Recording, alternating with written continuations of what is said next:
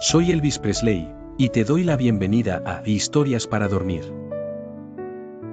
Acomódate en tu lugar de descanso. Siente el peso de tu cuerpo sobre la superficie que te sostiene. Permite que tus hombros se relajen, que tu mandíbula se suelte y que tu respiración encuentre un ritmo propio, lento y natural.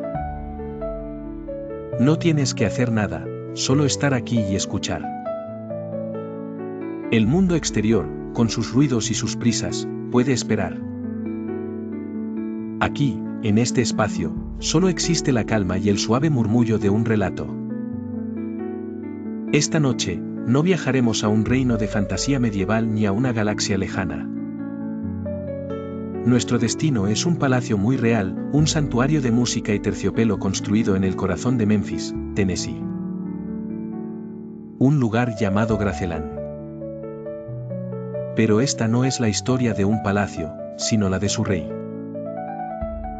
Un rey coronado no por derecho de sangre, sino por el poder de su voz, una voz que movió al mundo. Sin embargo, como en los cuentos más antiguos, a veces el castillo más hermoso se convierte en la prisión más solitaria. Te invito a un viaje íntimo y sosegado a través de la vida de Elvis Presley, pero no del Elvis de las luces de neón y los gritos ensordecedores. No, esta noche conoceremos al hombre que habitaba el silencio cuando los aplausos se desvanecían. La nuestra es una historia sobre el eco de la fama, sobre el peso de una corona invisible y sobre cómo el hombre que lo tenía todo, quizás, solo anhelaba una cosa, una salida de su propio castillo dorado. Imagina por un momento la noche. No una noche cualquiera, sino una noche de agosto en Graceland, a mediados de los años 70.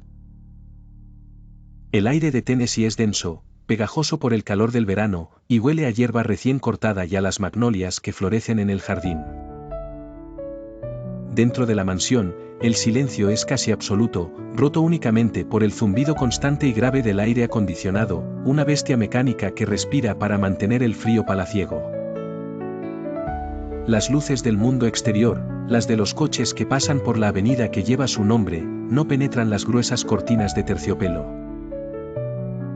Dentro de estas paredes, el tiempo parece haberse detenido. Es un reino autocontenido, un microcosmos de lujo y aislamiento. Y en el corazón de este reino, te encuentras tú, como Elvis. Siente el frío del suelo de mármol bajo tus pies descalzos mientras caminas por los pasillos vacíos. Las habitaciones, decoradas con un exceso que roza lo irreal, rojo, dorado, blanco brillante, parecen escenarios teatrales esperando a que los actores aparezcan. Pero no hay actores. Solo estás tú. Y el silencio. Un silencio tan profundo que puedes escuchar el zumbido en tus propios oídos. Nuestro viaje comenzará aquí, en este escenario sin aplausos, explorando la atmósfera de sus últimas noches, donde la compañía de las pastillas era más constante que la de las personas. Luego, como si rebobináramos una vieja cinta, viajaremos al principio de todo. A una modesta casa de 2 habitaciones en Tupelo, Mississippi. Elvis. Así me llamaron. Un nombre que sonaba extraño en los labios de la gente de Tupelo, Mississippi, donde nací en el crudo invierno de 1935. Imagina por un momento esa casa. No, no Graceland. Olvida el mármol y el terciopelo. Piensa en 2 habitaciones pequeñas, construidas con la madera más barata, con un techo que apenas mantenía a raya la lluvia y un suelo que crujía con cada paso. El aire en esa casa olía a pino, a tierra húmeda y al guiso de frijoles que mi madre, Gladys, cocinaba en una estufa de leña. La vida allí no era dura, era simplemente vida. Tenía su propio ritmo, marcado por el sol y las estaciones, por el trabajo en los campos de algodón y por el sonido de los himnos que flotaban desde la pequeña iglesia de la Asamblea de Dios los domingos por la mañana. Ese fue mi primer escenario. No había focos, solo la luz del sol que se filtraba a través de las ventanas polvorientas. No había micrófonos, solo la acústica natural de una habitación llena de gente que cantaba con el alma. Y allí estaba yo, un niño rubio y tímido, aferrado a las faldas de mi madre, sintiendo como la música vibraba no en mis oídos, sino en mi pecho, en mis huesos. Era una fuerza, una corriente eléctrica que me recorría entero. Descubrí que si cerraba los ojos y dejaba que mi voz se uniera a las demás, el miedo desaparecía. En su lugar, quedaba una sensación de pertenencia, de ser parte de algo más grande que yo mismo. Mi padre, Vernon, era un hombre de pocas palabras y manos callosas, un trabajador incansable que luchaba por mantener a su familia a flote en los años de la Gran Depresión.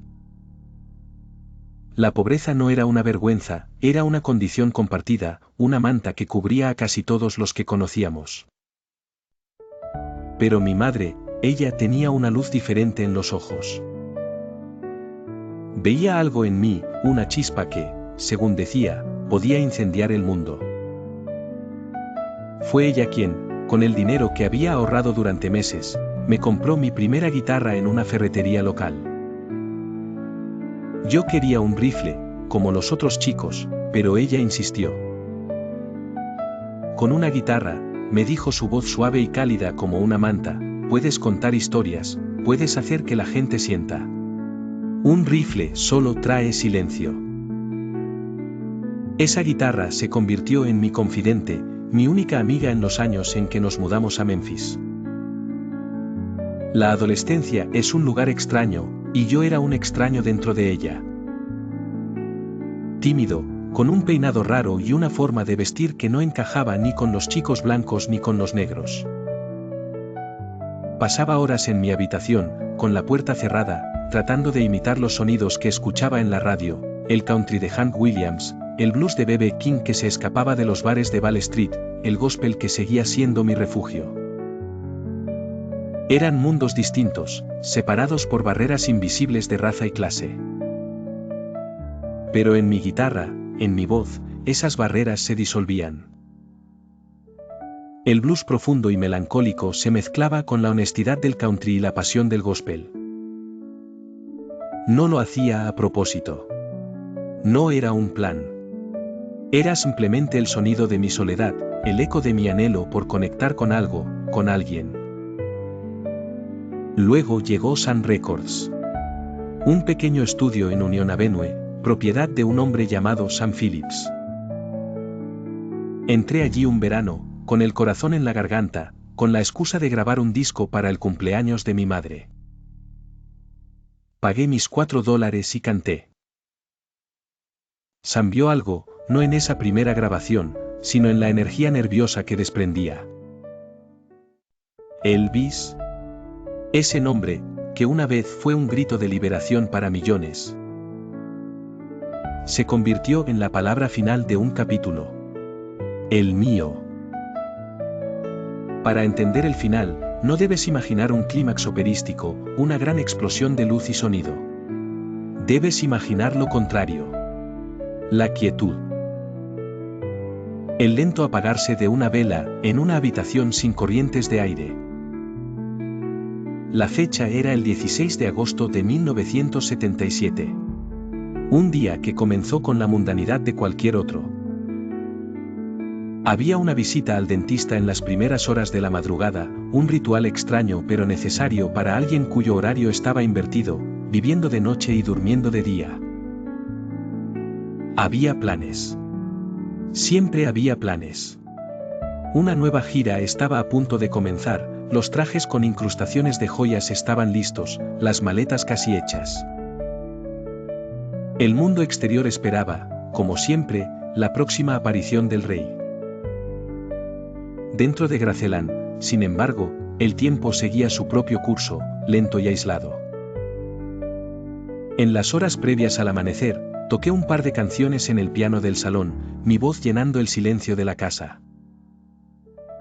Eran baladas melancólicas, himnos gospel que me devolvían a mis raíces, a ese niño de tu pelo.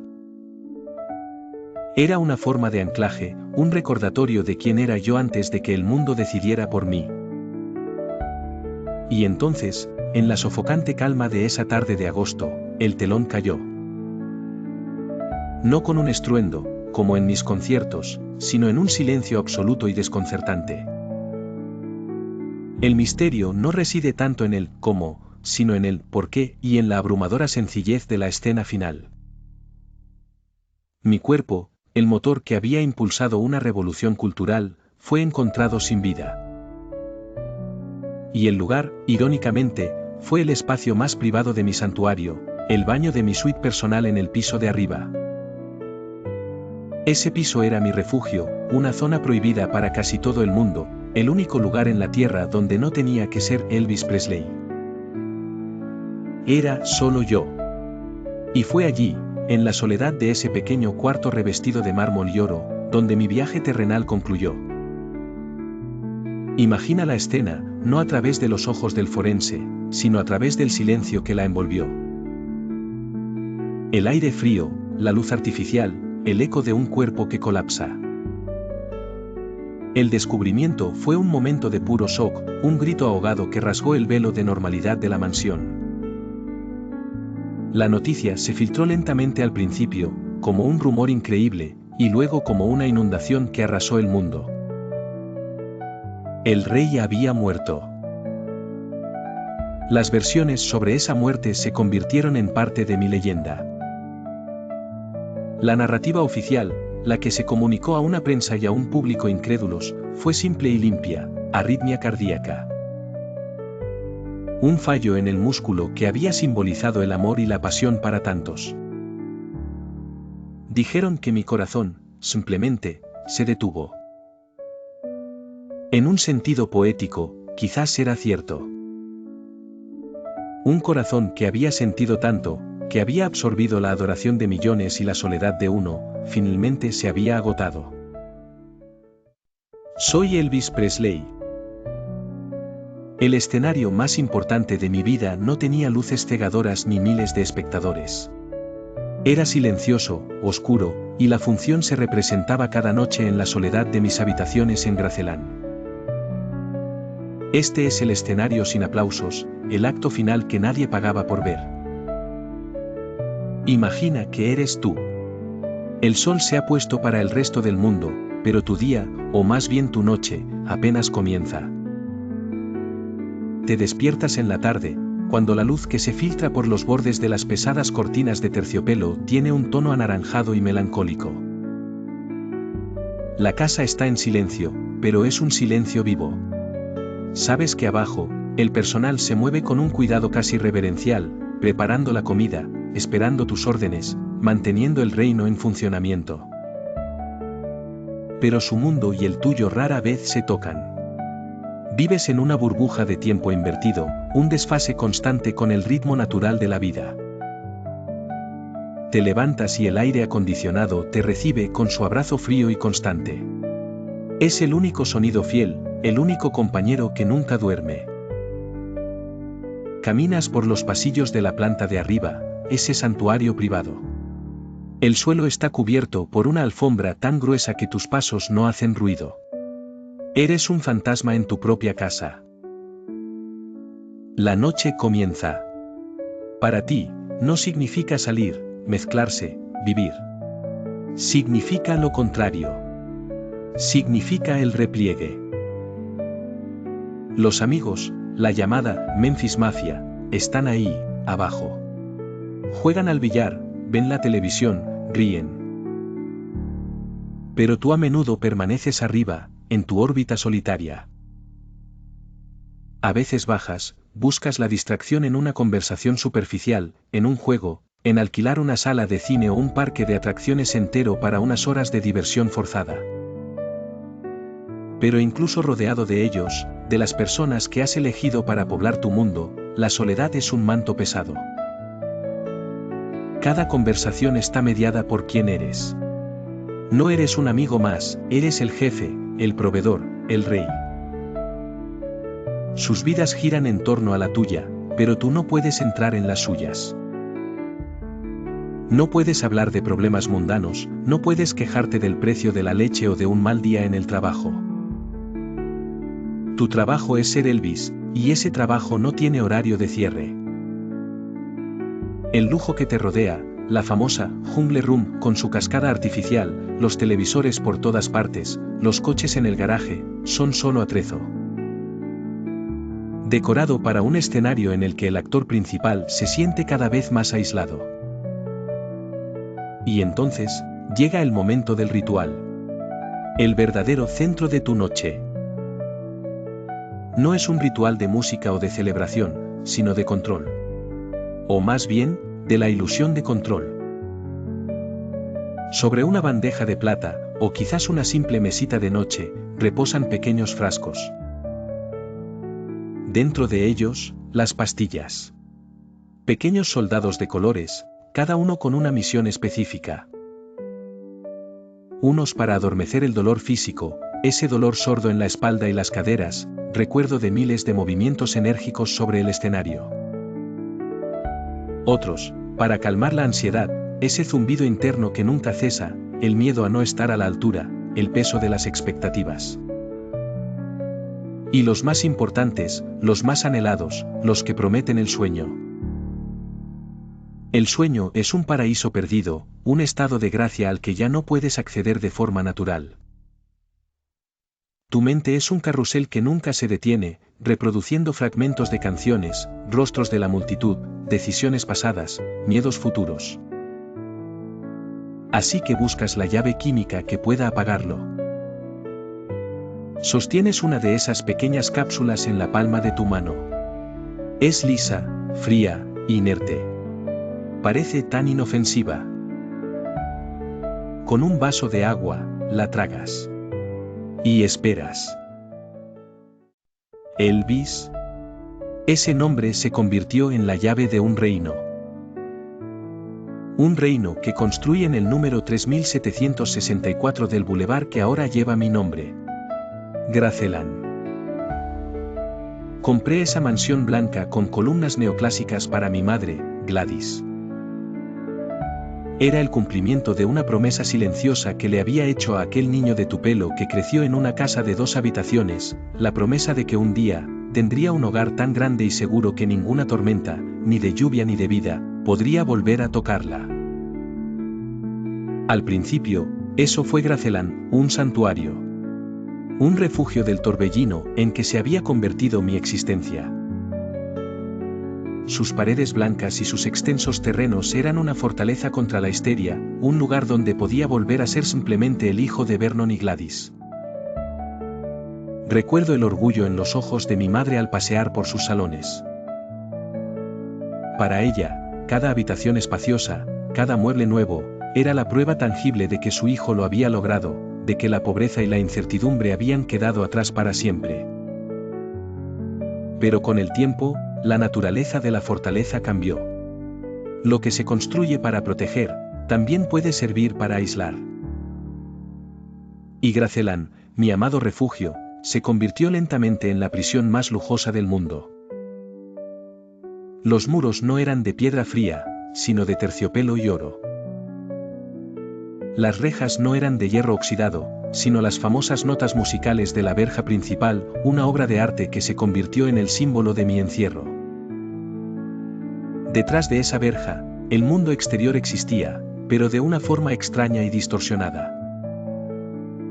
Siempre había gente allí, día y noche. Rostros anónimos pegados a los barrotes, esperando un vistazo, una sombra en la ventana. Su amor era palpable, una energía constante que alimentaba el mito, pero también era un recordatorio perpetuo de que no podía simplemente abrir la puerta y salir a pasear. Los mismos barrotes que me protegían de su fervor, también me impedían acceder a la normalidad del mundo. Cada deseo que se me ocurría, por extravagante que fuera, se materializaba dentro de esos muros. Si anhelaba una hamburguesa a las 4 de la mañana, la cocina se ponía en marcha. Si quería ver una película, no iba al cine, el cine venía a mí, proyectado en mi propia sala. Si quería regalar un coche, aparecía en la puerta con un lazo. Esta capacidad de satisfacer cualquier capricho al instante, que el mundo veía como la máxima expresión de libertad, era en realidad el mecanismo de la trampa. Eliminó la necesidad de interactuar con la realidad, de negociar, de esperar, de vivir las pequeñas frustraciones y placeres que conforman una vida humana normal. Cada deseo cumplido era un barrote más que se añadía a la jaula dorada. Mi corte, la Memphis Mafia, eran mis compañeros constantes. Mis amigos, mis hermanos, a quienes amaba. Pero su papel evolucionó. Se convirtieron en mis guardianes, mi filtro con el exterior. Su lealtad, aunque sincera, creó una burbuja impenetrable. Vivíamos en un ecosistema cerrado, un carnaval perpetuo financiado por mi éxito. Las noches se llenaban de juegos, de bromas, de proyecciones de películas, de música. Era una vida de ocio forzado, una lucha constante contra el aburrimiento. Y yo era el sol en torno al cual giraba este pequeño sistema planetario. Pero como el sol, estaba condenado a una existencia solitaria, observando a todos desde un centro incandescente e inaccesible. Al final, solo queda el nombre. Flotando en el aire como la última nota de una balada, mucho después de que los instrumentos hayan callado. La historia que hemos recorrido esta noche es un círculo, una balada en sí misma. Comienza con un niño pobre en una pequeña casa de madera, un niño que cantaba para sentir a Dios y para consolar a su madre. Y termina con un rey en un palacio de mármol, un hombre que cantaba en la soledad de la noche, quizás, para intentar encontrarse de nuevo a sí mismo. Hemos viajado desde la tierra roja de tu pelo, sintiendo la humildad de sus comienzos, hasta las luces cegadoras de Las Vegas, donde se convirtió en un dios moderno vestido de blanco. Hemos sentido la energía cruda y eléctrica que desató en el mundo, una voz que dio permiso a toda una generación para sentir, para moverse, para ser libre. Y también hemos caminado por los pasillos silenciosos de su mente, hemos sido testigos de la lucha constante que libraba cuando las luces se apagaban y los aplausos se convertían en un eco lejano en su memoria. Vimos cómo construyó un santuario, Gracelán, como un nido para proteger a los suyos, solo para que ese nido se transformara, con el paso de los años, en una jaula dorada.